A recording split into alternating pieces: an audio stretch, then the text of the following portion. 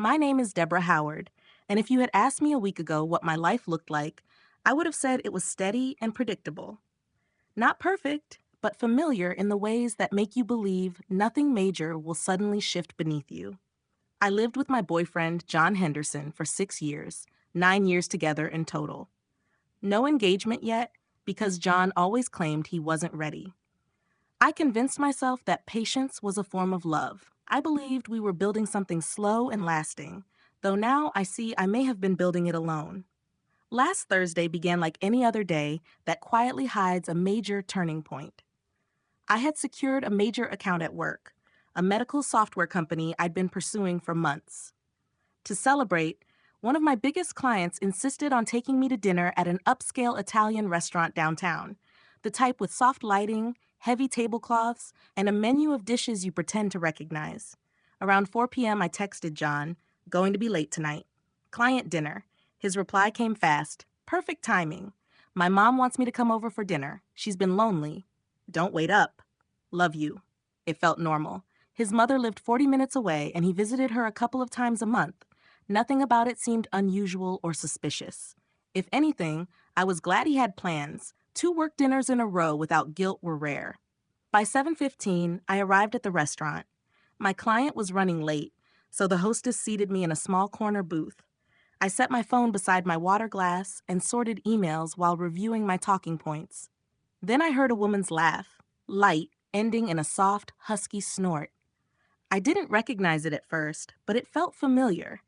The kind of sound you remember after seeing enough old photos of the person making it. Photos John had once shown me when he talked about past relationships in that casual, dismissive tone people use when they say they've moved on. Her name was Marina Hale, his ex-girlfriend. I looked up only because the sound pulled at a memory, not because I suspected anything or expected to see my boyfriend in a restaurant where he wasn't supposed to be. But I saw him anyway. 3 tables away, John sat across from Marina.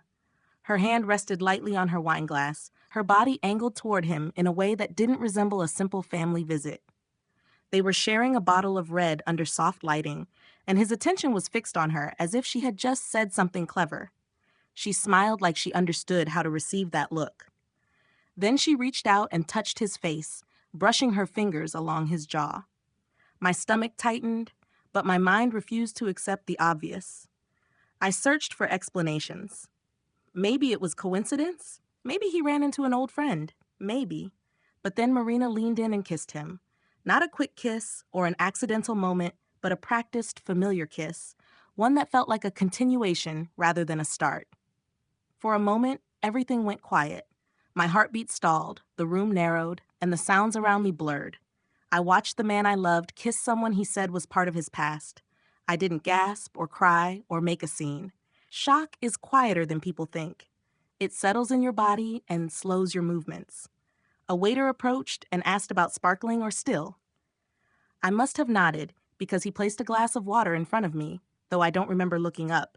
My hands trembled slightly, and I steadied them on the table. Some instinct, whether self-preservation or something automatic, made me reach for my phone. I angled it carefully, zoomed in just enough, and captured John and Marina mid-kiss, her hand on his cheek, his lips on hers, timestamp included. Then I opened our message thread and typed, "Enjoy dinner with your mom." I attached the photo and hit send. From across the restaurant, I saw the moment his phone buzzed in his pocket. John pulled away from Marina, smiling faintly as he reached for his phone, likely expecting a routine message. Then his face went pale. He dropped his phone, and it hit the table loud enough to startle Marina. He looked up, scanning the room with sharp, frantic movements, searching for me, searching for a way to undo what had already been captured clearly. Our eyes met. What I saw wasn't anger or guilt, it was panic. The panic of someone who never expected to be confronted so directly. I didn't react. I stood, placed a 20 under my untouched water glass, and walked out. No scene, no confrontation, nothing he could twist later.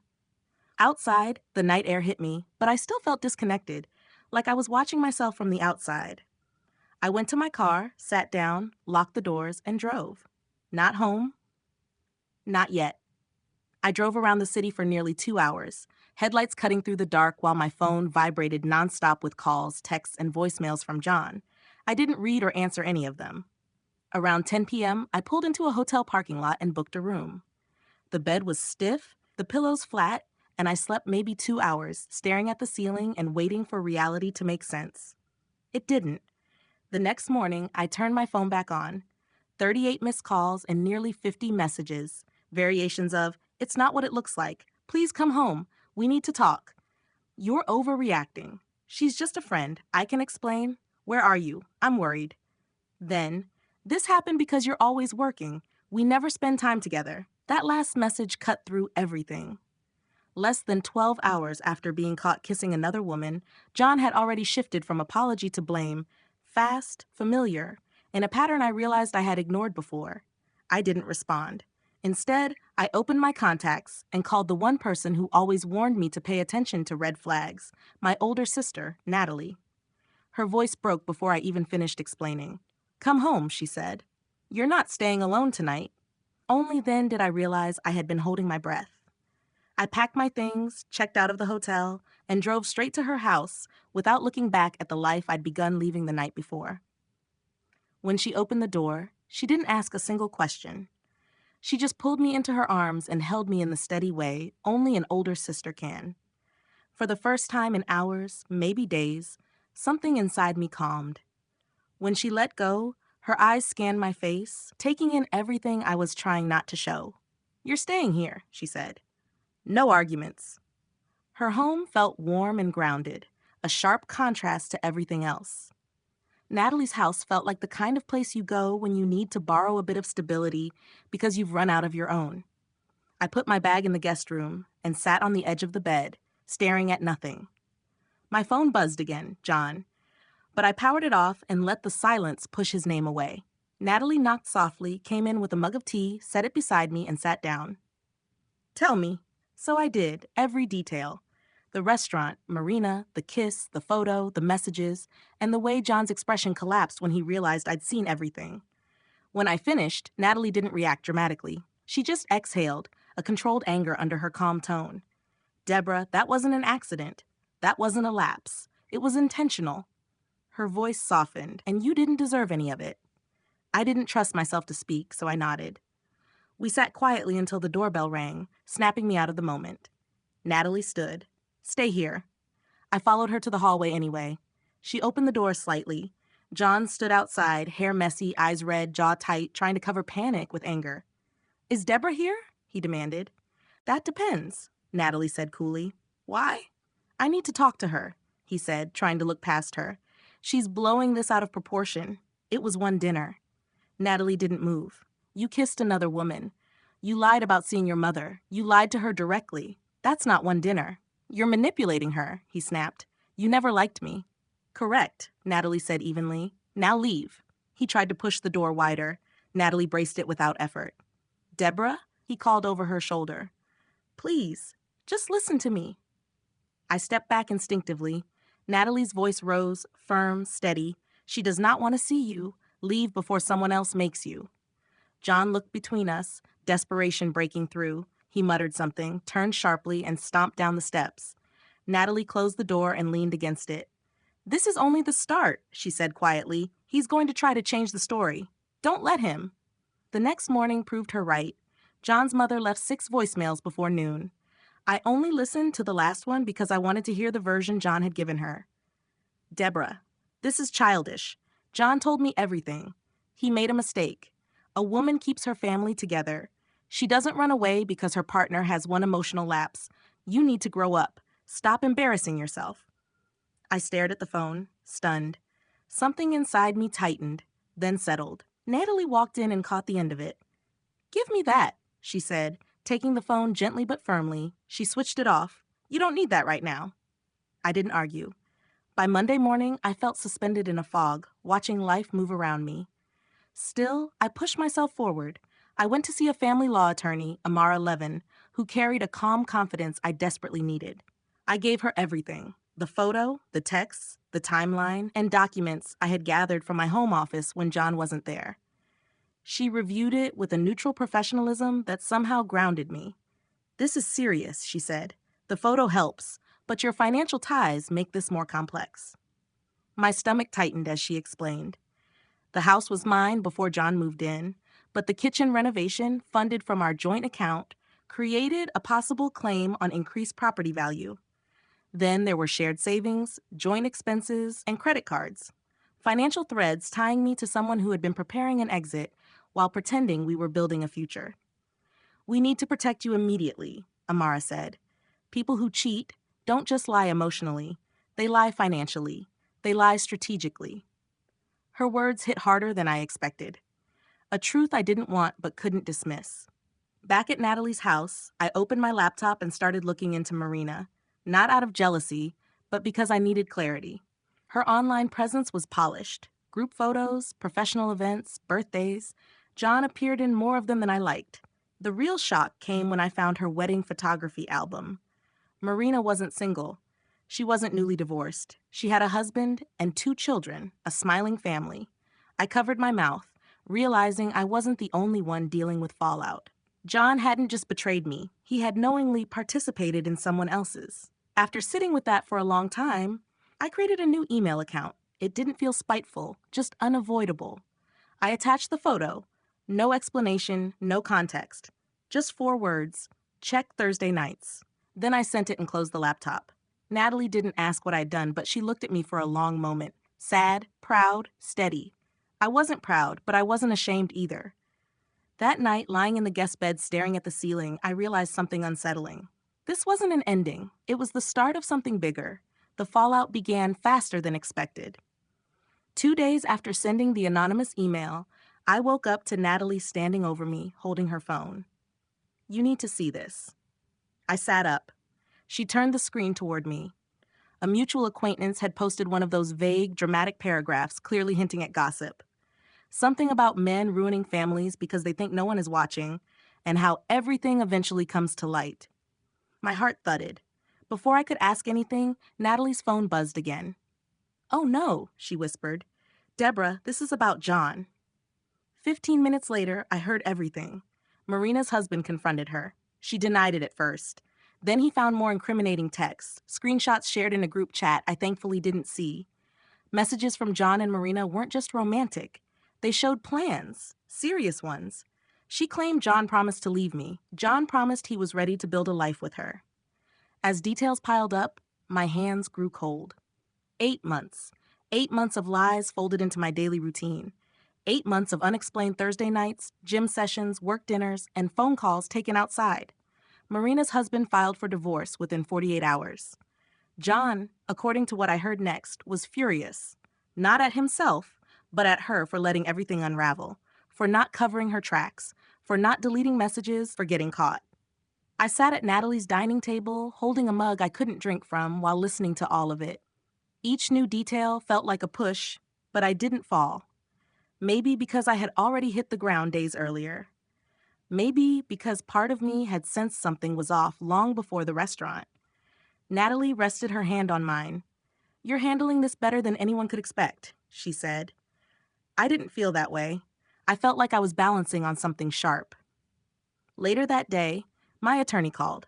Amara's voice had that steady tone she used before delivering something important.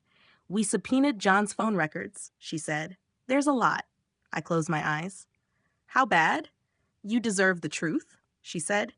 "The messages aren't just romantic. They include discussions about finances and statements suggesting he planned to leave you once he positioned himself to claim certain assets." The room blurred. "So he planned this," I said, my voice cracking. "Deborah," Amara said softly, "he didn't cheat impulsively. He cheated while preparing a strategy." I pressed a hand to my forehead. It felt like my mind was full of sharp edges. Amara continued gently. After that, Amara spoke carefully. "There are messages where Marina encourages him to push harder to convince you to contribute more to shared accounts. And one text where she says, reading verbatim, 'Once she moves her savings into the joint account, you'll be set.'" My breath paused. "She said that?" "Yes," Amara replied, "more than once, and John agreed every time." I didn't cry or raise my voice. I just felt myself pull away internally, the way you do when your mind shifts into a quieter mode to cope. Amara continued, "This strengthens your case considerably." A small, bitter laugh escaped me. It's strange hearing the worst part of my life described as useful. I understand, she said, but it is. I thanked her, ended the call, and stared at the wall for almost 2 minutes until Natalie walked in, concern on her face. She sat beside me without asking anything. Her presence alone kept the panic steady. Later that evening, the next issue arrived. The HR email came first. I opened it expecting something routine, but instead it was a formal notice stating someone had filed a complaint accusing me of being aggressive and threatening toward a female coworker. My stomach tightened. I barely interacted with colleagues in person. I reread it, then handed the phone to Natalie. She frowned. He didn't. He did? I whispered. HR took 3 days to complete their review. 3 days of knowing John was trying to portray me as unstable, dangerous, unprofessional. 3 days of virtual interviews where I calmly explained I had no idea who would ever make such a claim. When HR closed the complaint, citing no evidence, I felt relief, short-lived. Because that same evening, a police officer knocked on Natalie's door. She opened it, immediately alert. He asked if I was Deborah. My heart raced. He explained that a complaint had been filed. John claimed I had been stalking him, harassing him, appearing at his workplace, following him. Something inside me cracked slowly. I've been here, I said, steady but quiet. I haven't gone near his job. I haven't even spoken to him. Natalie stiffened. Officer, you can check her phone. He's blocked. I handed it over. He reviewed the logs, nodded, and said gently, I figured his story didn't match, but I have to follow procedure. He left without filing anything. I sat on the couch, staring at my shaking hands. Natalie knelt beside me. He's losing control. That's what people do when they can't shape the story anymore. I believed her, but the fear stayed. I wasn't afraid of John physically. I was afraid of the version of me he was trying to manufacture. Unstable, erratic, unsafe. By week 3, John had hired a new attorney, the aggressive kind, who treats intimidation as a tactic. Suddenly, I was being served motions claiming John deserved financial support from me, that he sacrificed career opportunities for our relationship, and that he was entitled to compensation. John earned more than I did. It would have sounded ridiculous if it wasn't happening. His family joined in quickly. His mother called mine. His sister messaged Natalie. His aunt, whom I'd met twice, sent a long message insisting I forgive John and restore stability. My mother called furious on my behalf. They're lucky they're not close enough for me to drive over, she said. But the call that mattered came from John's father, a quiet man I respected. Deborah, he said softly, I'm not choosing a side. I want to understand. John told us you misinterpreted everything. I told him the truth. The restaurant, the phone records, the financial planning, the attempt to create false claims. The silence after was long. Then he exhaled. I don't know who my son is anymore, he said. When the call ended, I sat still, letting the weight of his words settle. Later that night came the voicemail that made everything align. John's voice was slurred, angry, unraveling. You think you won, Deborah. You think you're clever. You have no idea what I know. You'll regret this. I have things, evidence, things you did. Think carefully. I listened twice. There was nothing he could have. But the message made one thing clear. He was desperate. And desperation ignores consequences. That was when I realized defense wasn't enough. I had to protect myself and prepare for whatever followed. The courthouse smelled like cold air and old paper, quiet and sterile, a place where lives were untangled through forms and signatures. As Natalie and I walked in for the first hearing, I felt like I was stepping into someone else's life, someone steadier. I kept waiting for the shaking in my hands to stop, but it didn't. Amara met us in the hallway, calm as always. Today is mainly procedural, she said, but John's new attorney may perform. Don't react. Let me respond to everything. The doors opened and John was suddenly there. He looked worse than I'd ever seen. Dark circles, unwashed hair, tension in his jaw from lack of sleep and panic. But when he saw me, something else surfaced. Not remorse, resentment. He hated that I was steady. He hated that Natalie was next to me. He hated that I wasn't falling apart. His attorney, broad-shouldered with a performer's confidence, whispered something to him and smirked at me. We took our seats. The judge entered, brisk, expressionless. John's side began. His attorney stood and launched into an emotional speech about neglect, communication failures, and a man pushed to the edge after years of feeling dismissed. He took lines from old text arguments, simple disagreements, and reshaped them into a story of me being distant, unresponsive, emotionally cold. He waved printed screenshots like they were damning. "Your Honor," he said with conviction. "Here is repeated proof Miss Howard refused healthy communication. My client reached out for clarity, comfort, even dialogue. She rejected him." The judge reviewed one page. A message read, "I'm exhausted. Can we talk later?" Another said, "I'm in a meeting. Not now." She lowered her glasses, unimpressed. "This is normal adult communication," she said plainly. "There is no abuse here. Proceed."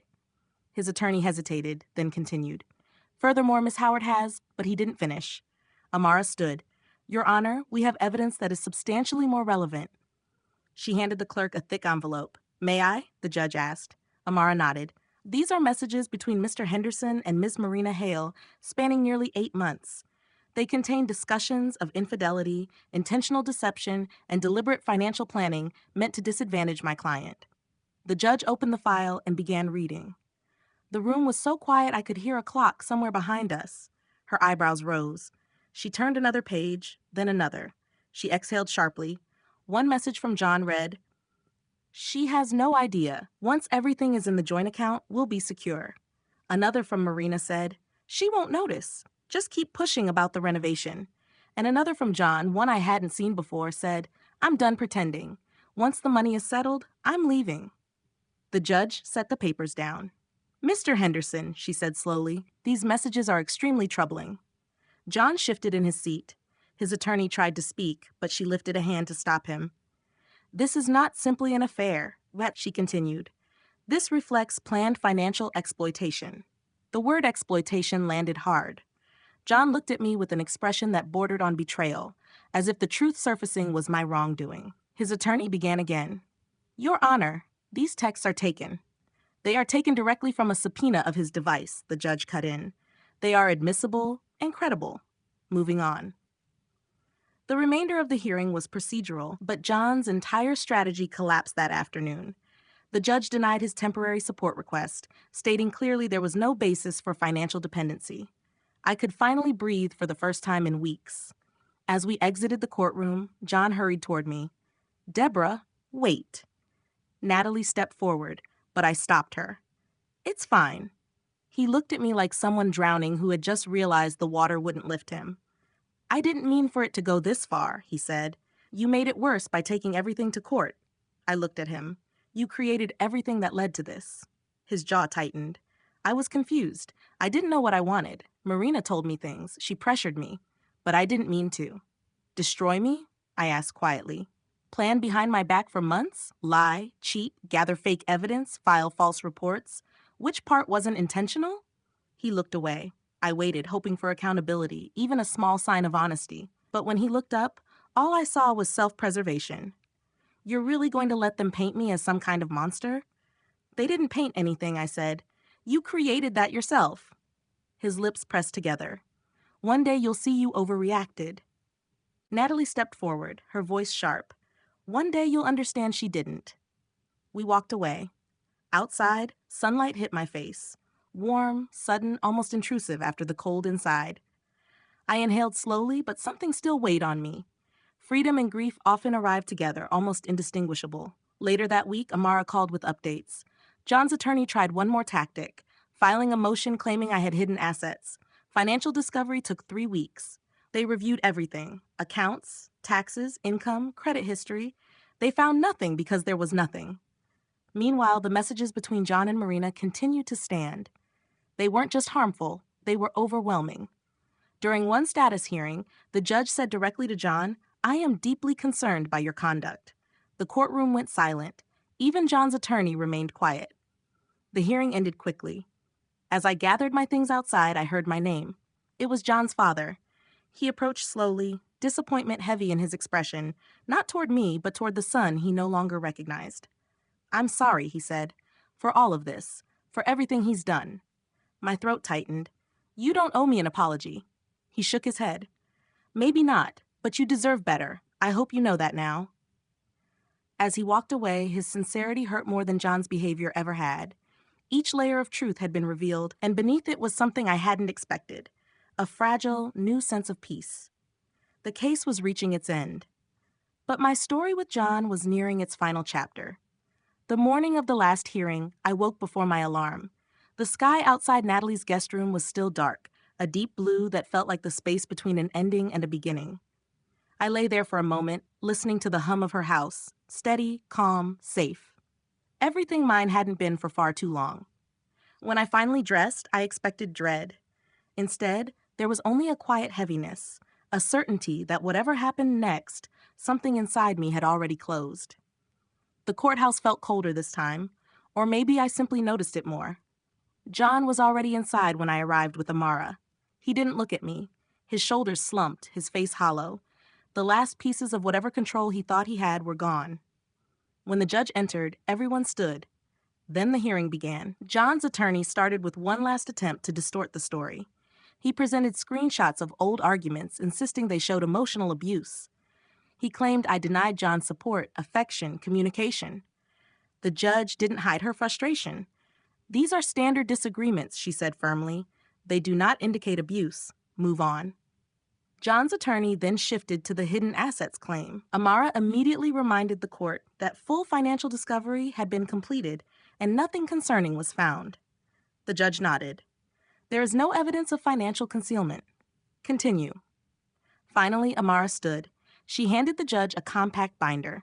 This contains the full messages between Mr. Henderson and Ms. Marina Hale, showing clear intent to deceive, manipulate, and financially exploit Ms. Howard. The judge opened it, scrolling through page after page. The silence thickened. John stared downward, jaw rigid. His attorney sat stiffly, hands clasped tightly. After several minutes, the judge looked up. "Mr. Henderson, your conduct during this relationship and throughout these proceedings is deeply troubling. These messages show deliberate intent to deceive and financially harm Ms. Howard. The court does not take that lightly." John swallowed hard, unable to respond.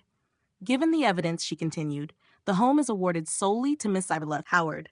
Mr. Henderson will receive reimbursement only for his contribution to the kitchen renovation." A murmur moved through the room. $12,000. That was all. The house he intended to leverage, his imagined advantage, was gone. My chest loosened, the pressure easing at last. The judge continued, "Regarding financial accounts, Miss Howard retains her individual assets. Shared accounts will be divided based on documented contributions. Mr. Henderson's request for long-term support is denied." John's attorney tried to object, but the judge stopped him with a raised hand. "The court does grant rehabilitative support to Mr. Henderson for 18 months at $1,100 per month. The amount was significantly lower than he demanded. It was, in every way, leniency." The judge closed the binder. "This case is concluded." The gavel struck, a sharp final sound. Everyone rose. John did too, but he didn't leave. He stared at the bench long after the judge had stepped away, as if hoping the outcome might shift if he waited. I gathered my things. My hands barely shook. My heartbeat was steady for the first time in months. In the hallway, he followed. "Deborah," he said, his voice rough. I stopped. Natalie wasn't with me. Amara had stepped into another room. It was just us in the long, quiet corridor. He stepped closer. Was all of this worth it? Tearing everything apart? I looked at him, really looked, more clearly than I had since the restaurant. His eyes were tired, his posture defeated. Not humbled, just angry at losing, I replied calmly. "You tore it apart. I just stopped trying to repair what you kept breaking." He flinched slightly. "You didn't have to drag it through court. We could have handled it privately. You made me look like a monster." "You made yourself look like that," I said. "All I did was bring the truth into a place where it couldn't be hidden." He stepped closer, lowering his voice. I was confused. "Marina told me things. She said you'd never fight for me." A small, sad smile touched my lips. She was wrong. I fought for us for years. You just didn't notice until I stopped. He exhaled unsteadily. "She left me, you know. As soon as her husband filed, she said she couldn't handle the chaos." His voice thinned. "I lost everything." I didn't answer. He searched my face for pity, forgiveness, anything familiar. I offered none. "I hope you're happy," he whispered, bitterness sharpening the words. "You ruined my life." I held his gaze, steady, controlled, almost gentle. "You ruined your own life," I said quietly. "I simply stopped letting you ruin mine." His face went still, the words landing somewhere he hadn't prepared for. Then I turned and walked away. Outside the courthouse, the air felt warmer, brighter than it had all week. I paused on the steps, letting the sunlight reach the parts of me that had been tense for too long. That afternoon, I went back to my house for the first time in months. I unlocked the door, stepped inside, and felt a heaviness I didn't expect. The rooms looked unchanged, but they no longer felt familiar. The walls still held memories of him. The corners still carried traces of the life I thought we shared. So I started changing things. I repainted the bedroom a soft sage instead of the cold gray he preferred. I rearranged the furniture. I opened windows that had stayed closed far too long. Each update, each brushstroke, each shift was a quiet way of taking myself back. Days passed, then weeks. Healing appeared in small moments. A calm morning coffee. The first night I finally slept through. The day I noticed I no longer checked my phone expecting a message from him. One evening, a new number texted me. "I hope you're happy. You ruined my life." I stared at the message for a moment, then blocked the number without responding. Peace isn't dramatic. It doesn't arrive loudly. It shows up gradually when you stop letting people who rely on conflict return to your door. A month later, I found the photo on my phone, the one from the restaurant. I looked at it for a long moment, not with hurt or resentment, but with clarity. That single moment hadn't destroyed my future. It had prevented me from living a lie for another decade. I deleted it, and for the first time in a very long while, the quiet around me felt like freedom instead of loss.